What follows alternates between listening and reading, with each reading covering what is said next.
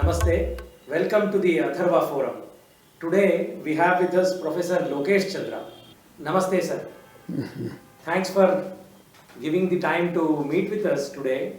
When the International Academy for Indian Culture was started, there were a lot of visitors, scholars, students from East Asia and Southeast Asia visiting this academy.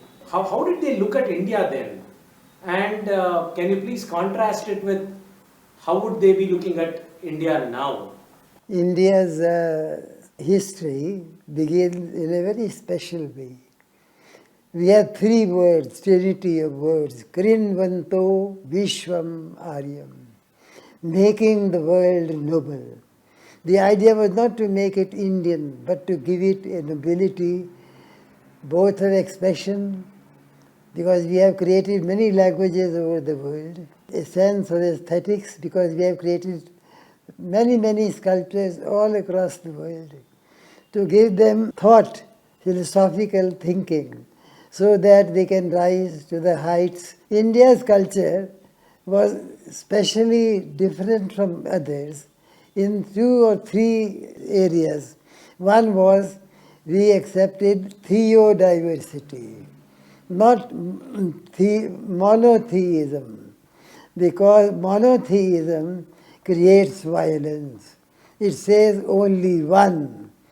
The world cannot be one. We have 4 or 5 people sitting here. Everyone has a different size, different ideas, different expressions, and everybody has a right to them.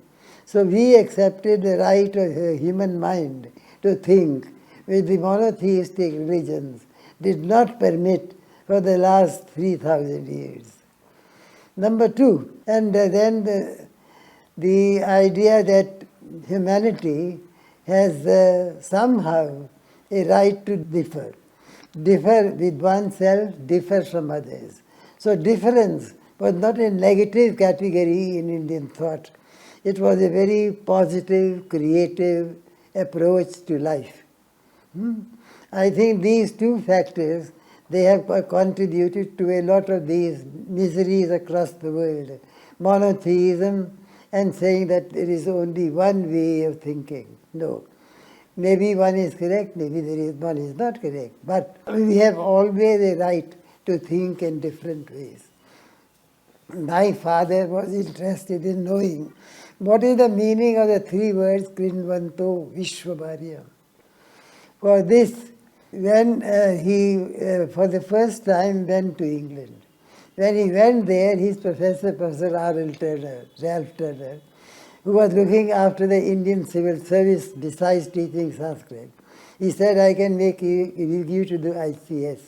He said, I do not want to serve the empire.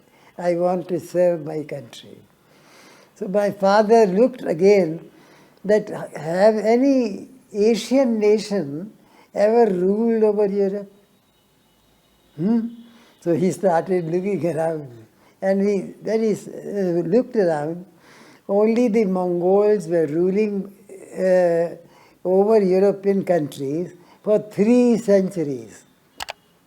Not 1 or 2 years, but 3 centuries. Even the British did not rule over India for 3 centuries. So they were ruling over 3 centuries. My father wanted to know who these Mongols are. Because at that time, they were so associated with violence, with barbarism, and so on. So his professor said, go to the Bibliothèque Nationale in Paris and see what is Mongolian literature. He went to the National Library in Paris, and there he saw 108 volumes of the Mongolian culture. Philosophical texts, ritual texts, texts on grammar, texts on rhetoric, texts on architecture, all kinds of subjects were there. Even texts on horses, because horses were a very important part of ancient culture. They were what we say would the communication system of the ancient world. So he looked at that and he was fascinated by the Mongols. It took him 55 years to go to Mongolia. He waited to go to see the Mongols in Mongolia itself. Who are they? So the whole idea of India being a part of humanity, not just by themselves, part.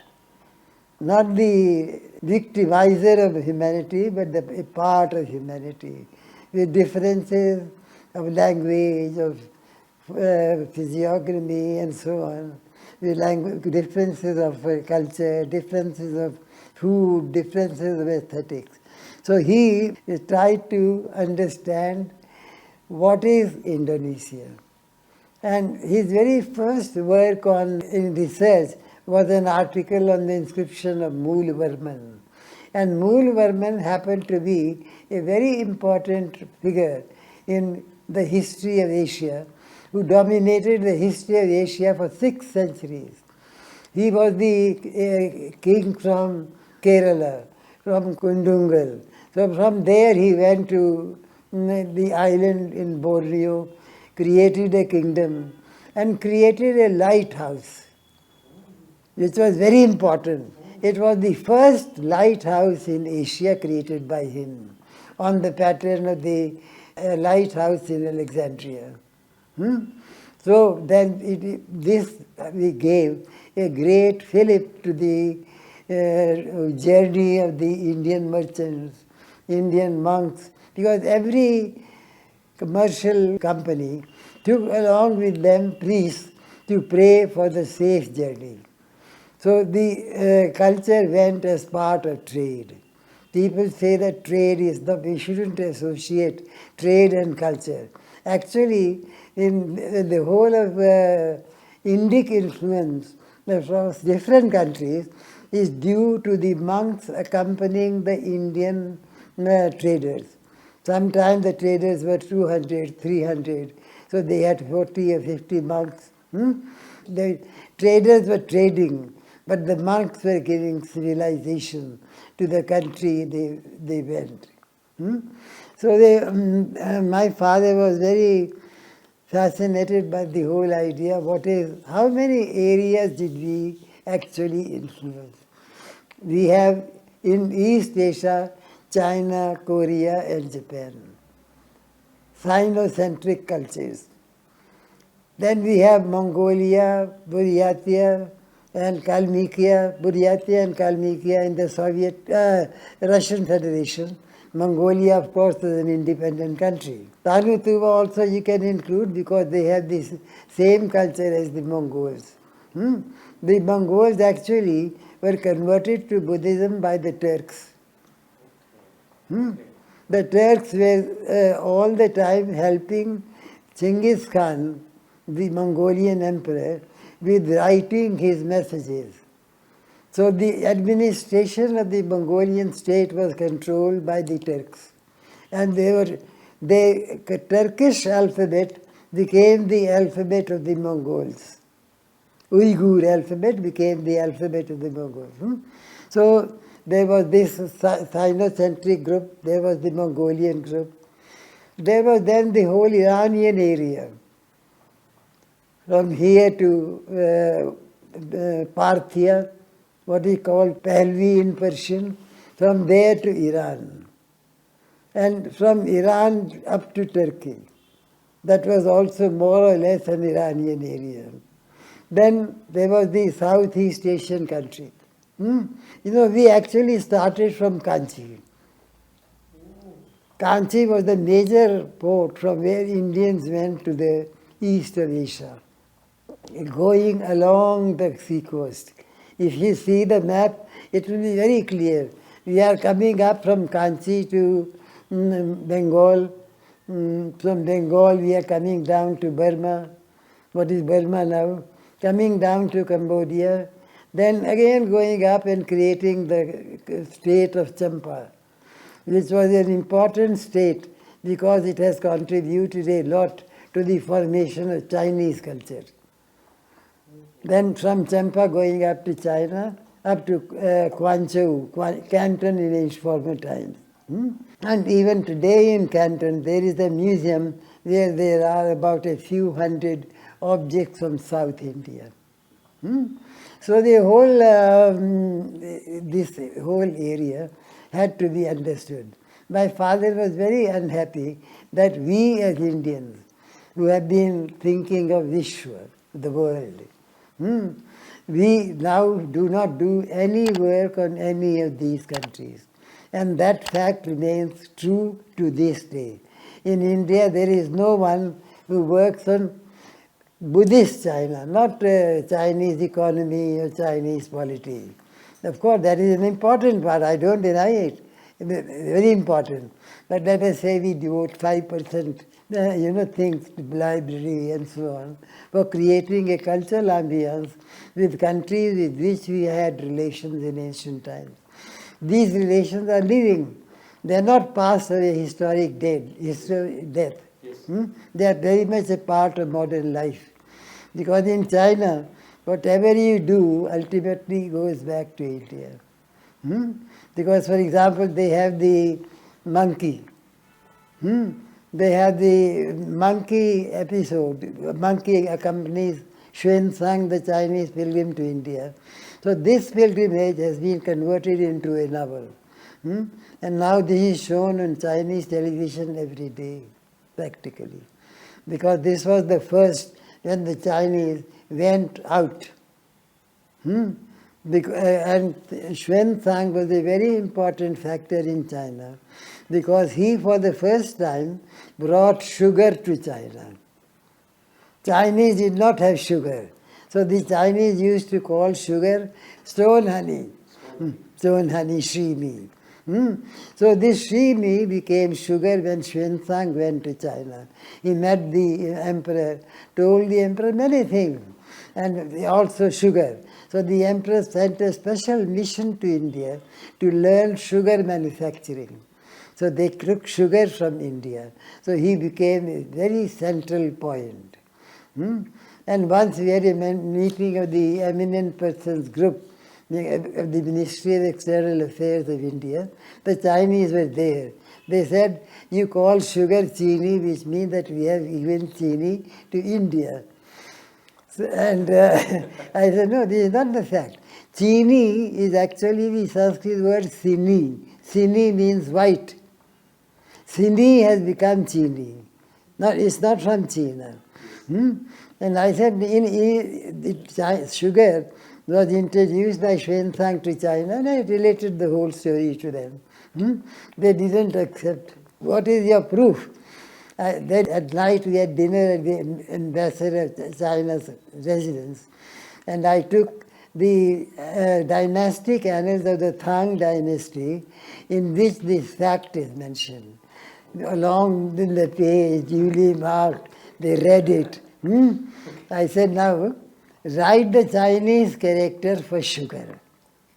I said, there are two parts in a Chinese character. One is radical, the other is phonetic. The radical means they read, ganna. And the phonetic is Tang, the reed that went to China during the Tang period. They stood up, they stood up and said, they embraced me and said, will you come to China? I said, no, I don't come. We have sent sugar, that's enough. Then my friends from the Ministry of External Affairs, they said, for the first time, we know something which we always thought sugar came from China. Chini kehte hain. So I said, no. So the Chinese asked me again, what are they saying? They are asking me, how did sugar go to China? I said, no Indian evidence, the entire evidence comes from the annals of the Tang Dynasty. And I am citing not the annals of the Tang Dynasty as changed by the present government, but the Han Dynasty annals which were printed in 1902. So they were very happy. Wherever we went, people were interested in seeing the books. What do we write? Because the whole area traveling across the coast, up to China, from Kanchipuram to China, was inhabited by barbarians. They didn't know how to dress. So when we went to these barbaric areas, the ladies did not have a dress, so we gave them dresses. Gave them this dress and the upper dress. As soon as they dressed, they became charming. And the whole idea of India, became very much a part. Burma came up, Cambodia came up. These barbarian tribes, they became great civilizations in course of time. The whole approach of my father was to understand how India has missed to understand the role, her role in the formation, not of one culture, but many cultures across the world. So his work is the only one even today in India which speaks of this great creativity of the Indian mind. Wherever we went, the first thing was the ladies did not have a dress, we gave them a dress. For example, Cambodia. An Indian went to Cambodia. There the queen fought with the queen. They mention a name, Count Dinya. No. Some person called Count Dinya. Count Dinya, yes. The lady, the princess, shot an arrow at him. No. Some story. Yes. So when he went there, he gave the lady a dress, sarong and the choli, and she was immediately, made her his queen. So at the same time, we gave them how to make rice, how to cook food, how to ignite fire. So all these things have never been studied and somehow never put on record. They are found in Chinese dynastic history. They are references in the inscriptions. So my father's great work, and which I inherited, because he passed away very early. He died in a car accident campaigning for Ram Manohar Lohia. So then I have completed many of these things as far as I could. We gave literatures to these people. They did not, for example, in China, the Chinese, many of the things which they have, they do not come from their country. Different kinds of literature. For example, they have one of the earliest fragments of a Kalidasa manuscript. 8th century fragment of a text of the Kalidasa. Wow. Only in China. And this must be in some museum in China. So going back, to these different cultures were studied for the first time by my father. For example, in Indonesia, the Indonesians had Hinduism up to the 15th century. But after that, it became Islamic. But in Bali, Hinduism still exists.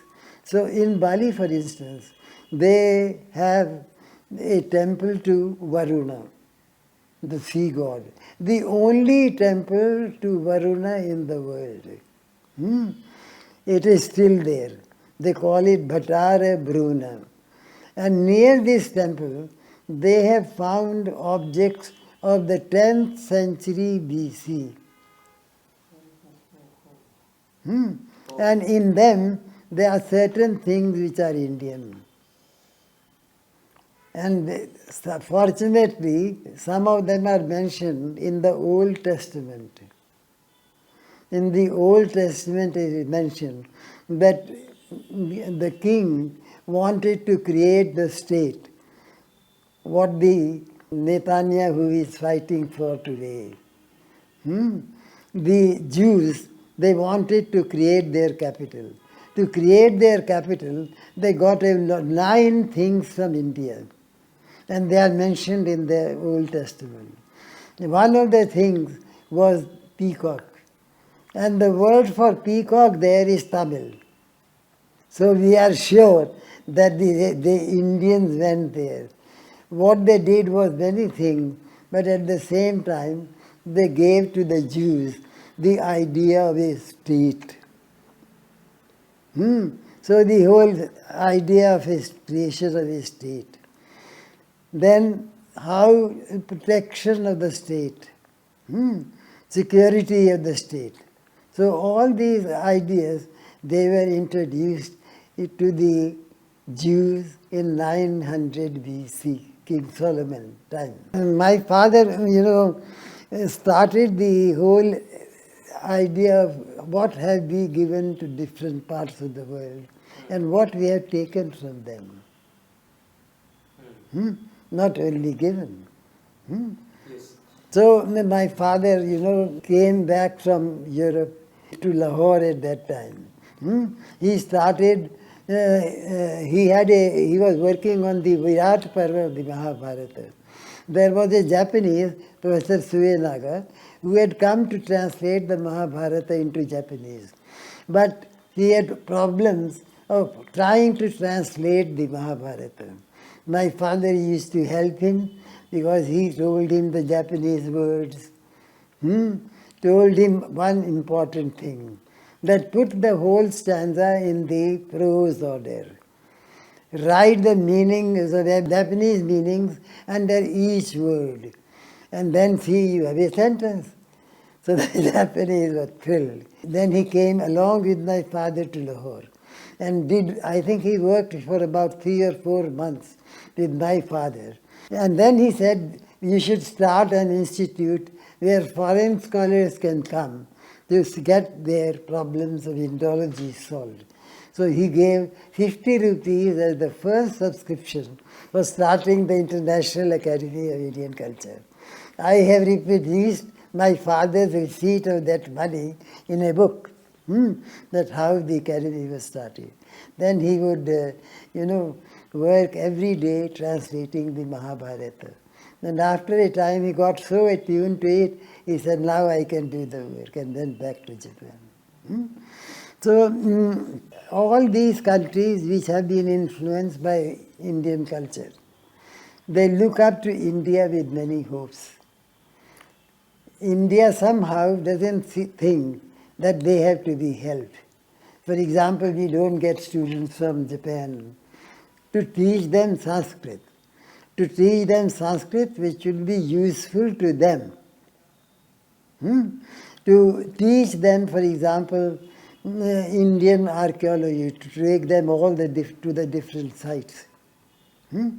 Because many of the things in Japan cannot be explained purely on Japanese grounds.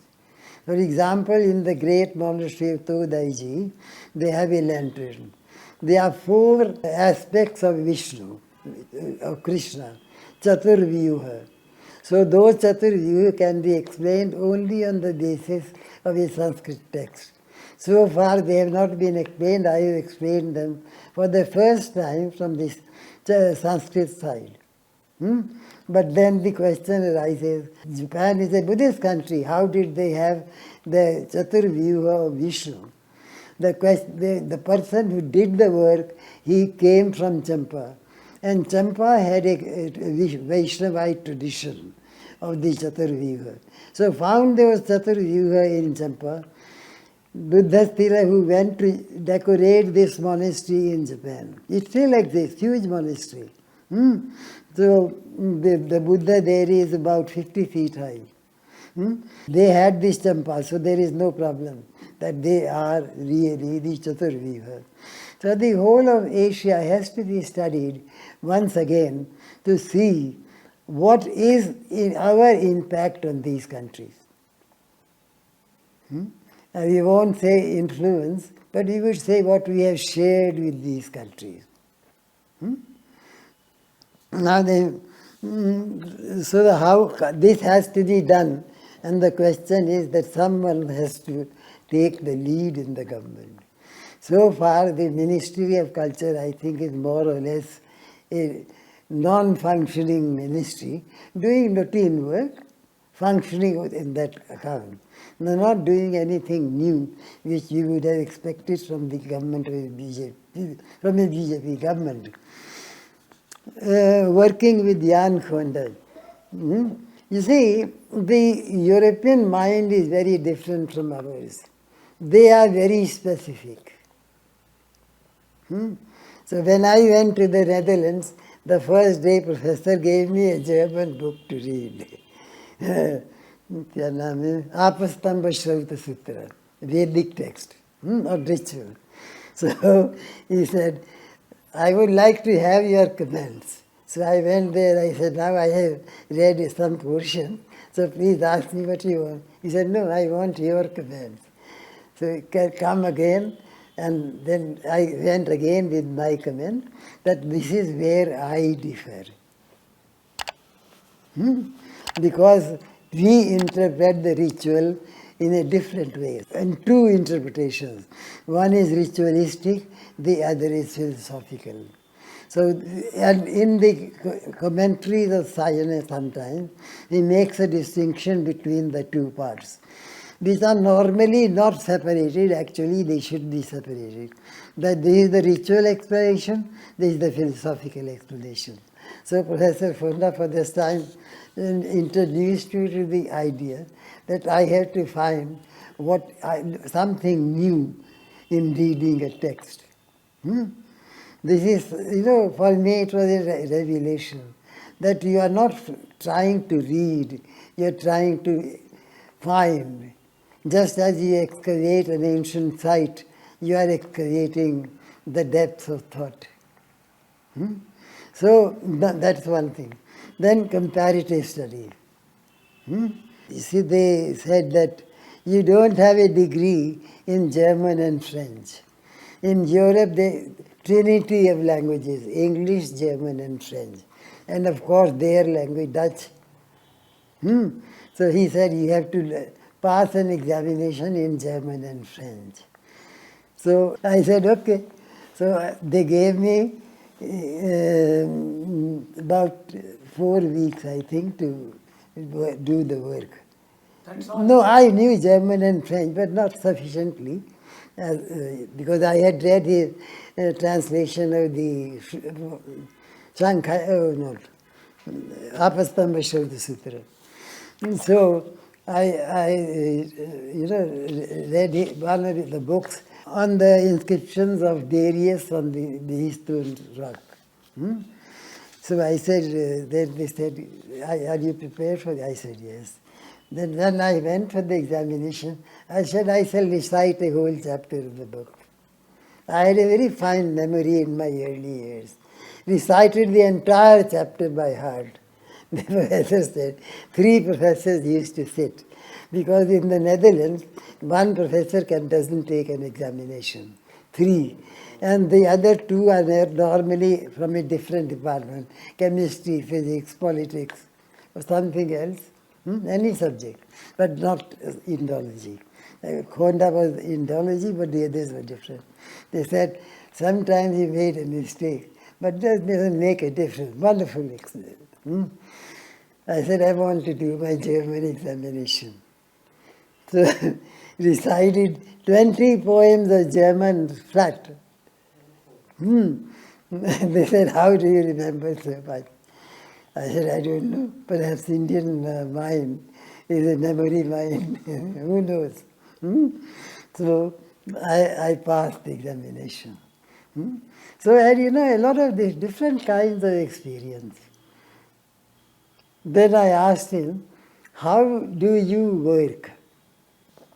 So Professor Gonda has written a very big 800 volumes on Vishnuism. That's a masterpiece on the Vaishnava faith. So I asked him, how do you work? So he had small slips. And he had, I don't know how many, maybe millions. So he would write points on them, arrange them, and then write the text. So every day I used to go to see him at 8 o'clock. 9 he had to be at the university, 10. I went there at 8, sat till 9. It was very cold sometimes in the winter. Extremely cold, you're minus 50. So whenever I went, there was coffee ready for me. He said, you should get warm. I said, yes, Professor. I'll get warm intellectually and physically both. So, you see, and then, he was always comparing Indonesian, Indian, classical and Vedic. And at times, different kinds of European perceptions on the same subject. So comparative study is a very important part of the European academic system. We lack this in India. We don't compare. This is how we think, but how does the other person think? Sometimes it makes a difference even in your thinking. So Indian scholars, they have to learn another important thing. Those scholars do not work. To them it's a dedication. It is life. They don't go just to the university to teach. Of course they do that. But then they also sit down and write. And writing is their passion. It's not profession, it's a passion. Vidya dadati vinayam. Vinayam is not politeness, but vinayam is discipline. So they are seeking a new discipline of the human mind. And this idea has to be inborn into you, that what are you seeking? You are not trying to work for someone to get a royalty or this or that. You are trying to view nature as ever revealing. Nature doesn't, reveal itself fully. So you have to try to extract those secrets from the unknown. So the unknown has to be made into the known. So the European mind is a very different kind, and I don't think Indian scholars will ever do that. For them, teaching is a profession. In Europe, it is a passion. That is how I make the difference. They teach, they know, but then their research has nothing to do with their teaching. For example, my wife also did her doctorate with Mr. Gonda, my sister also. So when you have given the degree, then you host a dinner to the professor. So we invited 16 people. Shodashi hai. Professor understood the joke, but the others did not. So he had to explain to them what I said. Then my wife, she recited Sanskrit stanzas for half an hour standing. Stotra hai. Professor Gonda said he never heard Sanskrit in music. So come to the institute tomorrow, all the 300 or 400 students will be there to hear you. So she went there, she spoke for half an hour. We said, how do Indians remember so much? We said, we have, memory for thousands of years. Because in India alone, we have the most ancient system of thought. Because the Indian horsemanship is dated to 1800 BC in a Mitandi text. There is a text found in Turkey in which on horses by Kikkuli. So in this, the technical terms are all in Sanskrit. So we know that in 1800 BC, we were, dealing with the horses in Turkey. And the horse was an introduction of India in the West Asia as well as in Europe. They did not have the horse. It's an Indian introduction. And the horse has made human civilization, given it a tempo which it would never have. And the cross-cultural relations, they begin with the horse. The whole idea is how do you approach learning? How do you approach time? is time valuable or not? That's right. Is time, a part of your life system, what you want to achieve? Will it be done during that time or not? I had a question. Coming to the Rajya Sabha. Before that, can I ask a question? Please do, please. You talked about differences in research approach and the passion that the Europeans have in research. That reminds me of your work on Neelakantha Dharani, where you also mention about the Avalokiteshvara Bhashitam, and therefore it is only quoted by Avalokiteshvara, it is not directed towards Avalokiteshvara. Can you expand on how you arrived at that? What was the process in your mind on coming up with that research? Avalokiteshvara. No, on the Neelakantha Dharani. Today it is worldwide, everybody says, it was Professor Lokesh Chandra who told us that it is an ancient redaction by Avalokiteshvara. It is not... You see, at the moment, the thing actually escapes me, but I have written a number of articles on the subject of Neelakantha. The whole question is, how do you justify a particular position? So, for example, the Tang Dynasty, the people who started the Tang Dynasty in China, the golden period of their history, they were Turkish people. But later on they Sinified. And to get fixed as emperors, not to lose the seat, they started the worship of Neelakantha Avalokeshvara.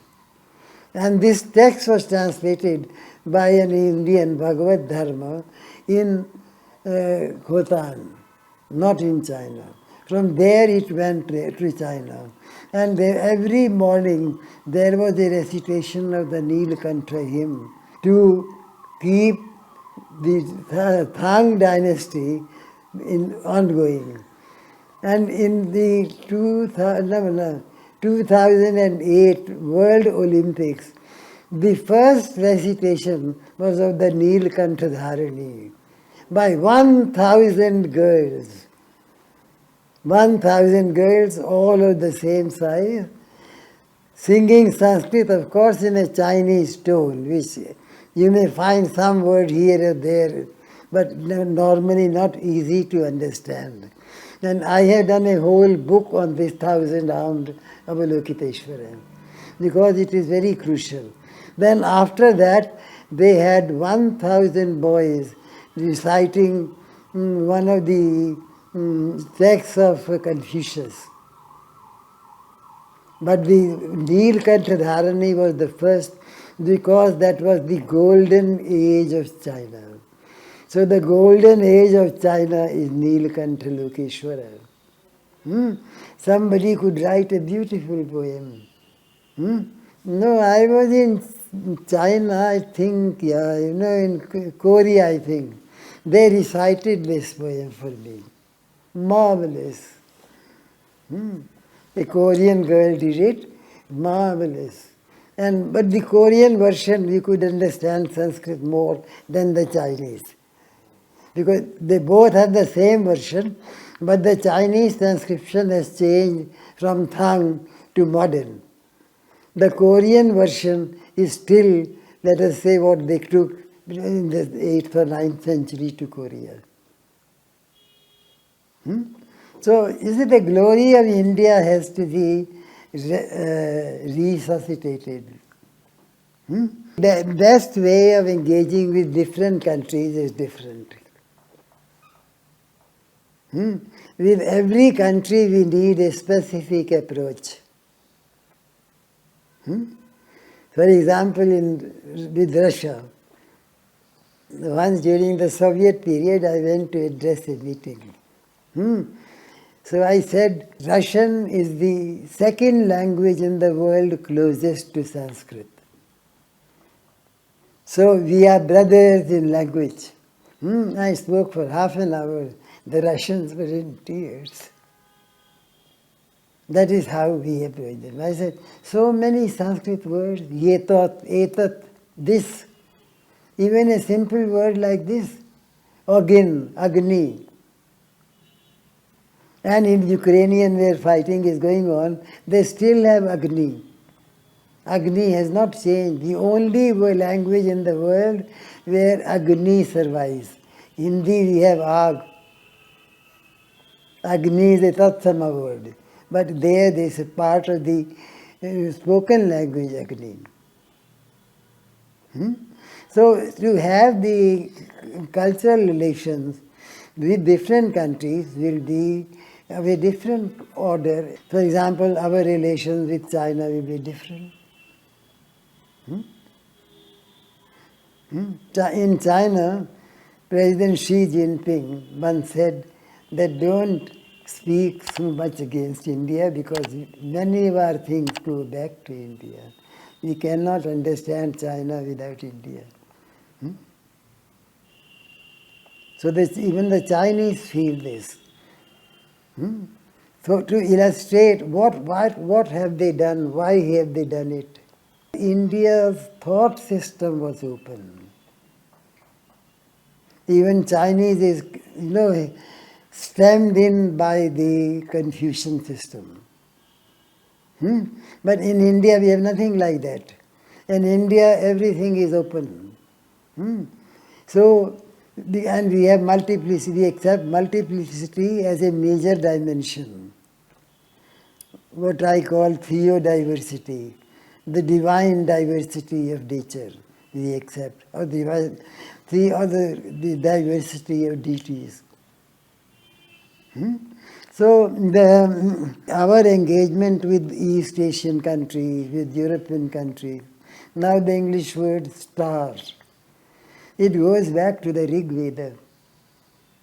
The word occurs in the Rig Veda only 3 or 4 times, but it is preserved in English. Star is a common word, not a rare word. So he, him. Also Rigvedic word seem. Seem is him. So if you want to find Vedic words living, you find them sometimes in English. So you have to tell this to a Britisher, you have to tell this to a Chinese, that what you and we have shared. So please accept sharing as a part of life. Because life is born with 2 persons coming together. So life is binary and not unitary. We also heard about Dr. Raghuvira. He was friends with Sukarno, probably Chow and Lai. How did it work? You see, my father was the first one to write a history of the Indian freedom movement in Dutch. So his book was banned in India and also in Indonesia because he wrote sometimes too openly. But he admired the British. So he had a double approach to the British. As rulers they were different. As humans they were superb. So Sukarno had read his book. So when he went there in 1951, Sukarno invited him to go on a trip for 3 weeks. So he was with President Sukarno. President Sukarno looked after his meals, everything, because strict vegetarian. So Sukarno had many conversations with him. And he said, no, he gave the word Garuda to his airways. Oh, it was Dr. Raghuvira, I didn't know this. He said, I am incarnation of Vishnu on this earth. So my father said, your airways is Garuda.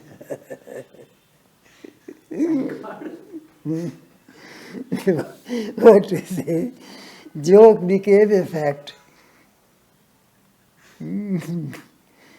So they had a long conversation for 3 weeks. My father has not recorded much of it, but I have a lot still. I think I have written about 20 pages on his travels with Sukarno. Because Sukarno was going all around. And Indonesia has, very beautiful monuments, Buddhist, mostly Shaiva. For example, the Borobudur, one of the greatest monuments of Indic culture. Poet Tagore wrote on the Borobudur. Borobudur was falling into ruins. So I was going to the United States for an international conference. I took the poem of Tagore with me. When I was there, I made 50 copies and moved a resolution in the International Congress of Orientalists, about 3,000 scholars. UNESCO was represented there. It was passed with thumping majority, the resolution. I said, now the UNESCO has to repair the Borobudur. They came to see me. I said, the monument belongs to Indonesia. So please talk with Professor Mantra. I spoke to Professor Mantra and said, please have a word with them. So that is how the reconstruction of the Borobudur started. Then Professor Himayu Kabir came to see me at 9:30 in the night. I go to sleep. Got up. I said, Professor Sahib, you didn't think that I am worthy of being given a ticket to fly to the United States. I have flown with a ticket from the German government up to Germany, from Germany with a ticket from the University of Michigan.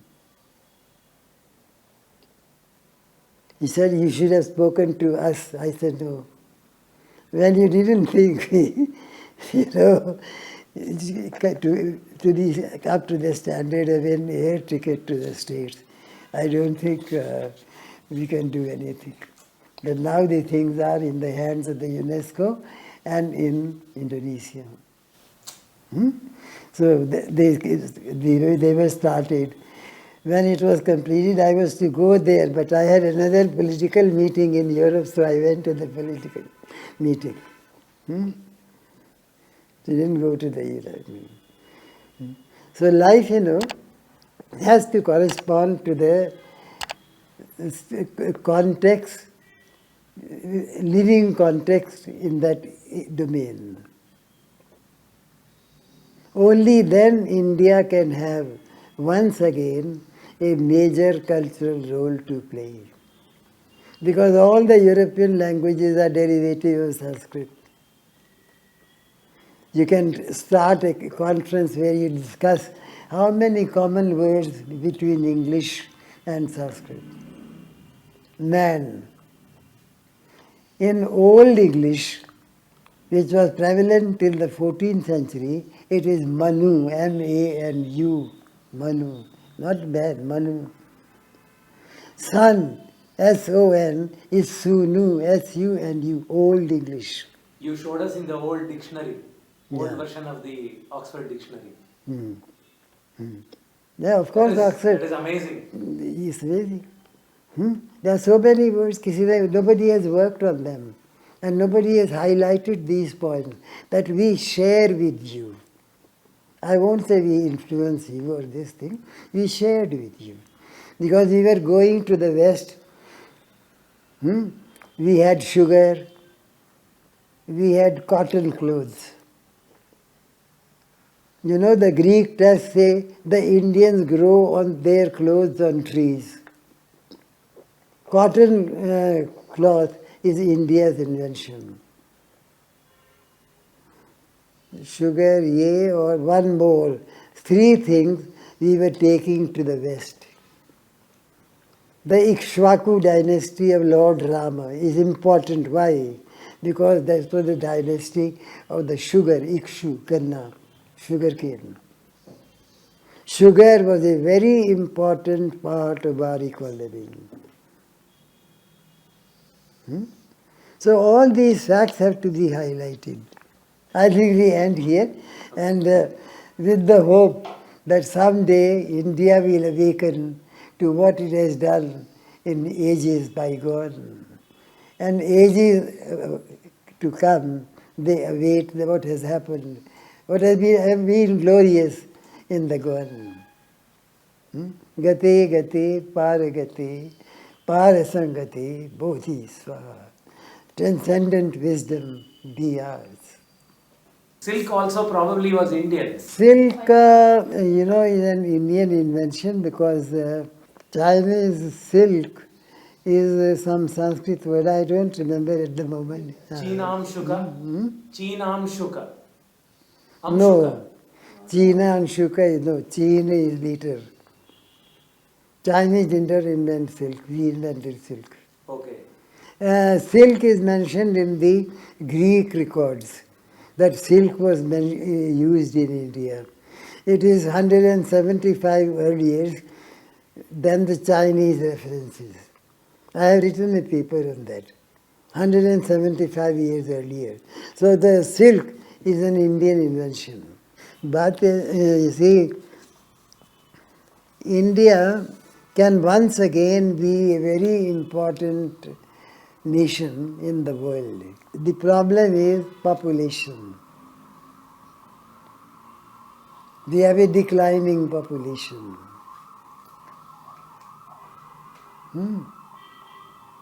So the future of the world is in peril.